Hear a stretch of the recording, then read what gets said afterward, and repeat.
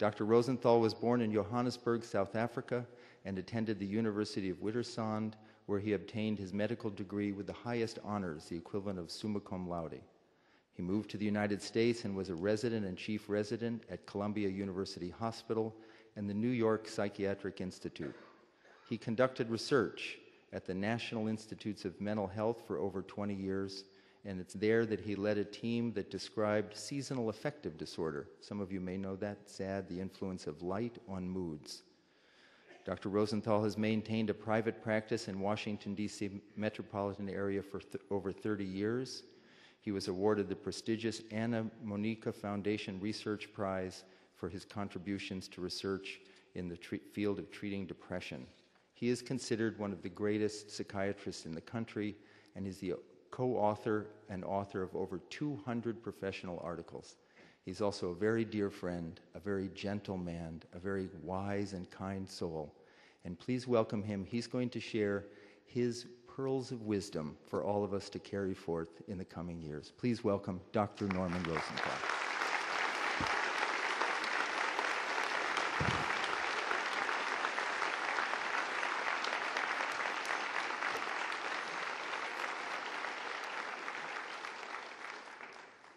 Thank you, Dr. Roth, for that kind introduction. Dr. Morris, Dr. Hagelin, Dr. Abramson, members of the Board of Trustees, faculty and staff of Maharishi University of Management, and most important, graduating students and your families. It is an honor and a pleasure to be giving this commencement speech today. In selecting those few words of advice that I would like to offer, I have borrowed from some of the great minds who have influenced me, and I've added a few thoughts and experiences of my own. I am confident that Maharishi University of Management has been a great place for acquiring wisdom, and that the practice of transcendental meditation has itself made you all the more receptive to that wisdom, which I will elaborate on a bit later. Now I ask that you imagine that the ideas I'm about to share with you are pearls on a string of 7 pearls that I present to each of you today in recognition of your wonderful achievement and as a gift to take with you on your journey. Here then are the 7 pearls. Pearl number 1, know thyself. This ancient Greek aphorism has survived for thousands of years because of the wisdom it embodies. But what does it really mean? On one level, it says that there is a great value to knowing your own mind because that can help you make good decisions on a day-to-day basis. At a deeper level, however, knowing yourself can help direct the most important decisions in your life, like choosing a spouse or a career, or deciding where you want to live. When I was 16 years old, I wanted to be a psychiatrist and a researcher, but my parents disapproved. They thought that there was something a bit unsavory about psychiatry. But I knew my own mind, so I stuck to my guns, and it was one of the best decisions I ever made in my life.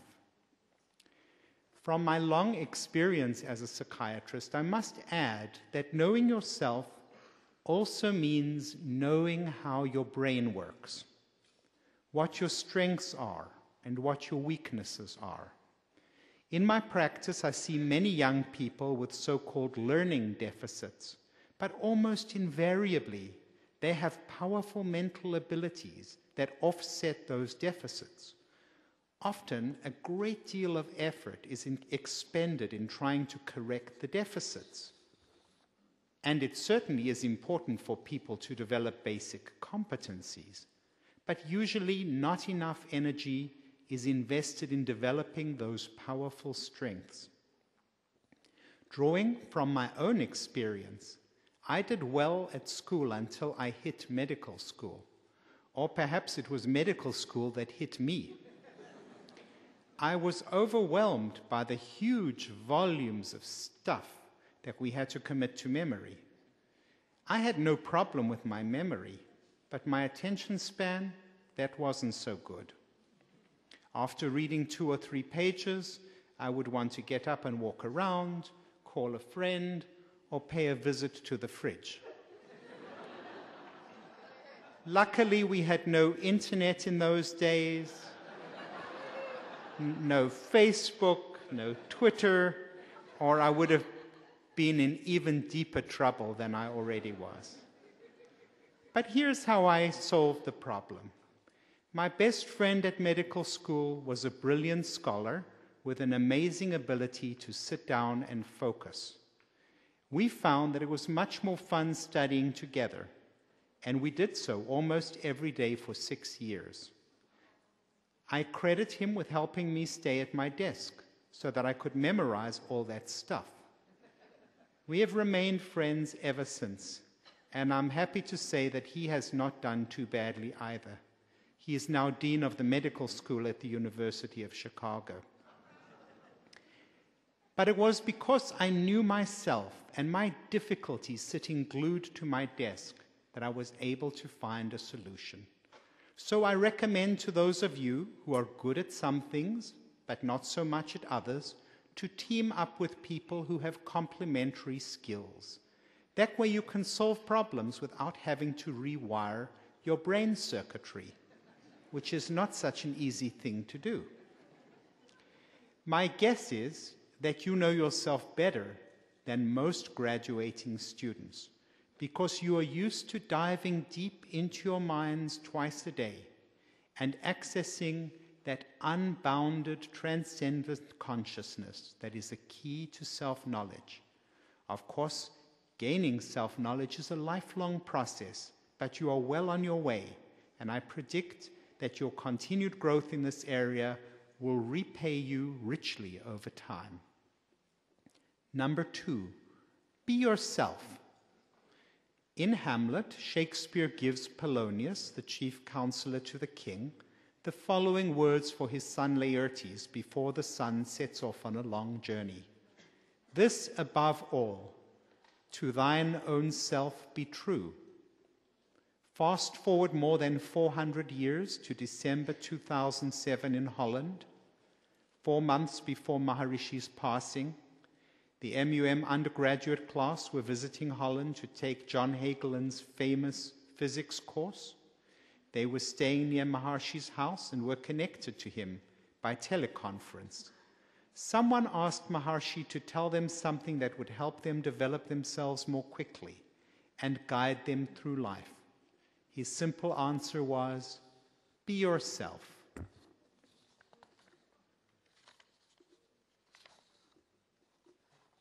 So, as you see, wisdom does not belong to a single culture or era. It is universal and for all time. Here again, your regular practice of transcendental meditation is key.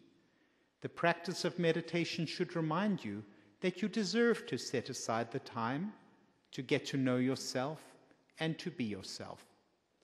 I am amused when I think back on how things were when I first set out to become a psychiatrist.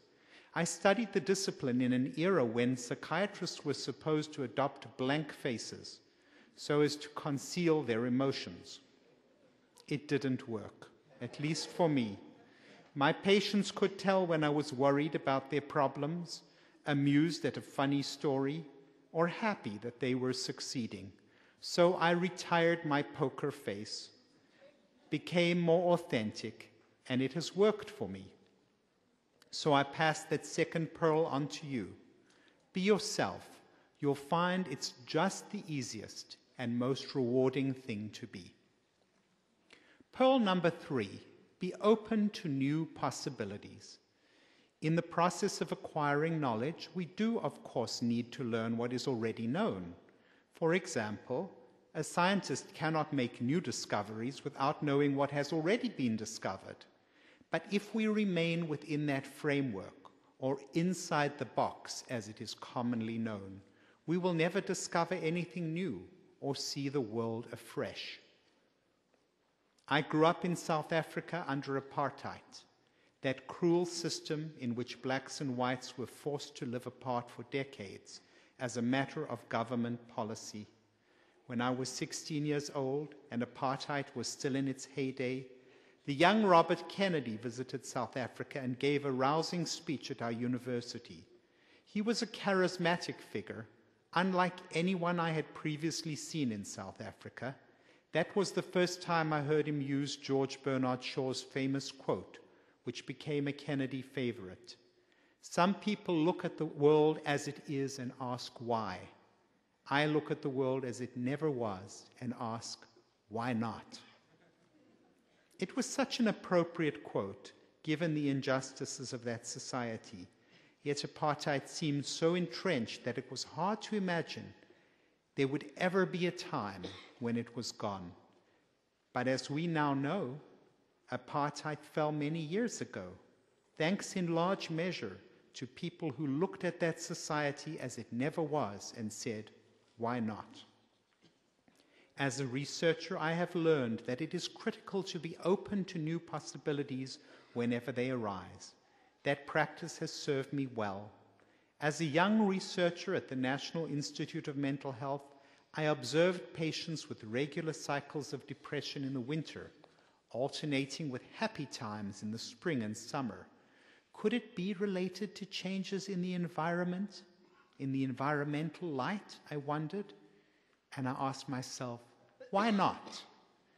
I described a condition that had never been previously identified and called it seasonal affective disorder, and developed a new treatment for it, light therapy, which is now a standard type of treatment all over the world. My original description of the condition and its treatment has now been cited more than 1,000 times.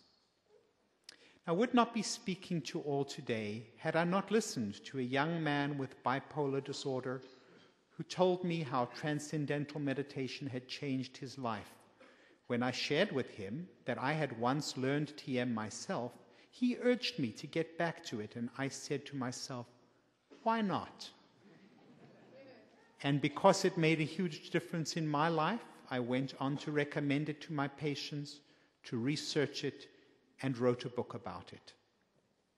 The outstanding researchers at this university have asked similar questions. Could transcendental meditation affect how the brain works?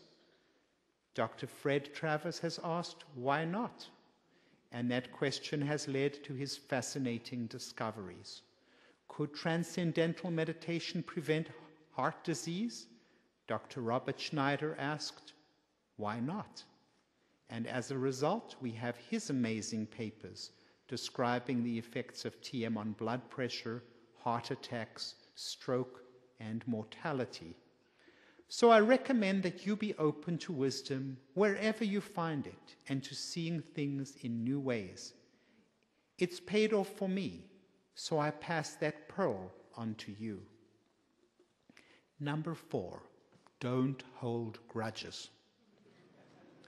I know someone who kept a grudge list which contained the names of all the people he felt had injured him in some way. For example, disrespected him or said something bad about him. I'm not sure what he planned to do with the list.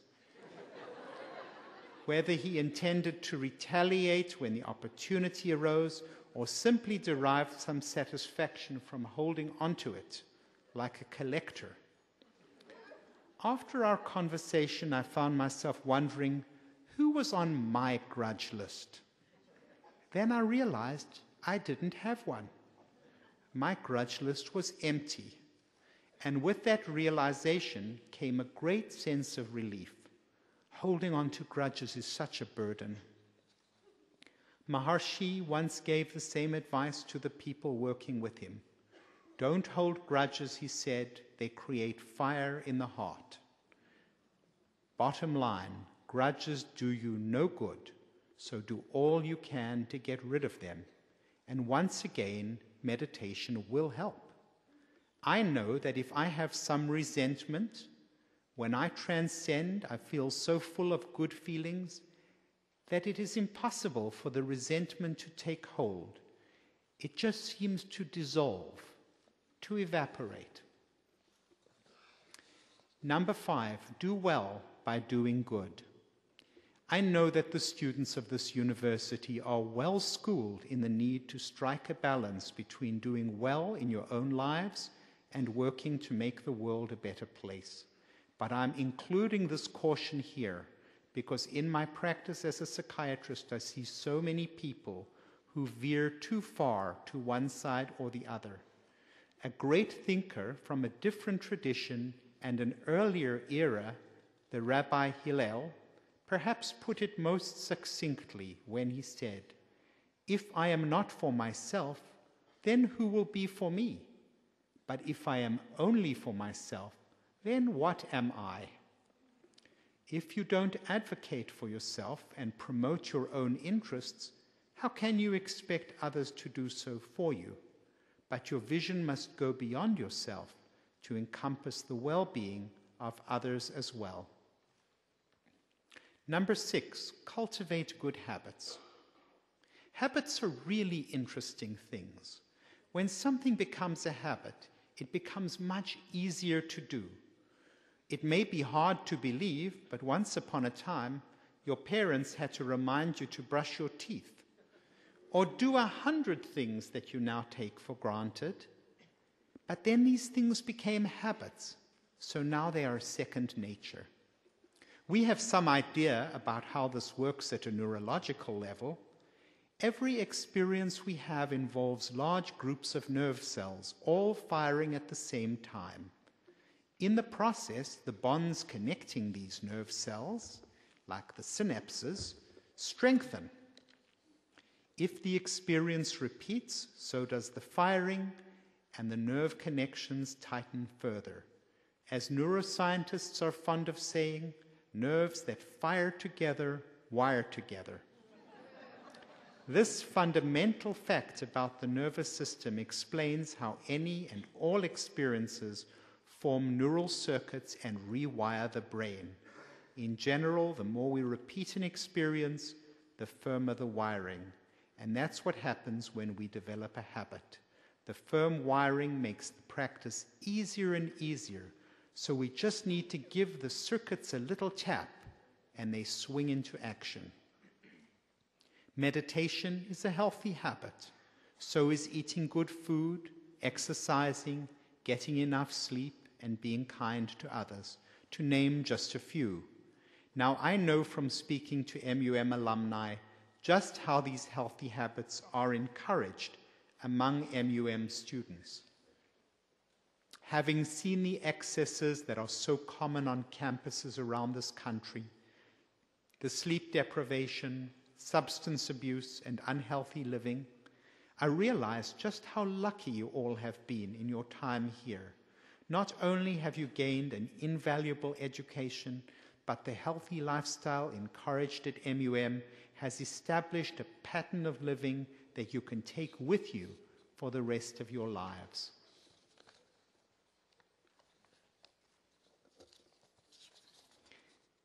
And that's where the text that Bobby left me comes to an end. So I have to take my spare copy out of my pocket.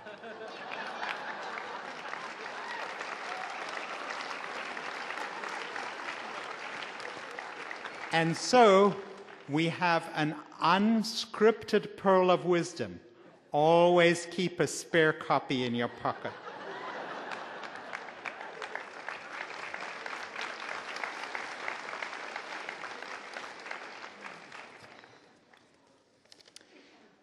When we develop a set of good habits and practice them, something curious occurs. These habits begin to shape who we are. As Aristotle pointed out, we are what we repeatedly do. Excellence, then, is not an act, but a habit. Not a single one-shot thing that you do, but something that you do again and again.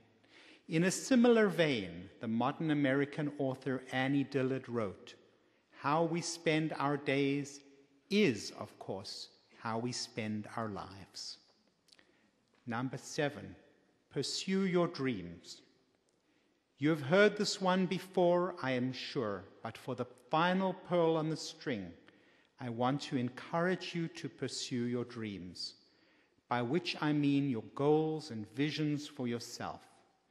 If you ask anybody you think is successful, someone you might regard as a role model, what is the key to your success?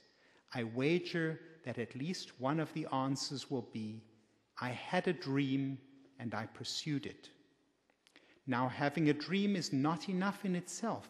You need to be tenacious in your pursuit of that dream. And I said tenacious very loud so that if there's one word you remember, that will be it. We have a shining example of this process before us today. After all, isn't this university itself the fulfillment of one of Maharishi's great dreams? It's a great dream, but what tenacity it needed to get everybody here to this point, all the people involved. So you have to keep your goal in mind, to ask yourself, how can I make that dream a reality? What skills does it require? What resources? And to work towards that dream if you want to see it fulfilled. But the dream itself is a crucial beginning. When I was 16 years old, I dreamed of being a psychiatrist, a researcher, a writer. I dreamed of making a difference in the world, and all of these dreams have come true. So I say to you all today, know yourself, be yourself, be open to new possibilities, don't hold grudges, do well by doing good, cultivate good habits, and pursue your dreams, and may all your dreams come true.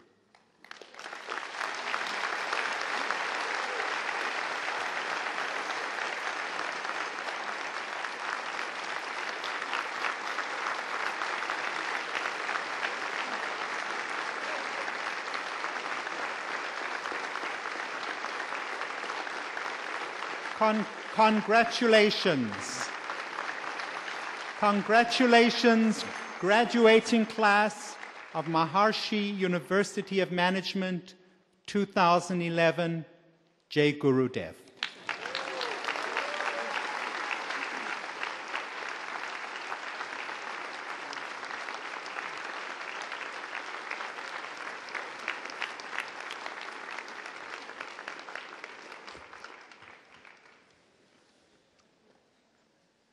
Thank you very much, Dr. Rosenthal, for those 7 pearls of wisdom. You are uniquely positioned to give those to us. You're the voice of wisdom and experience yourself. Speaking of cultivating good habits, we'd like to invite you to cultivate the good habit of continuing to come back here again and again. Why not?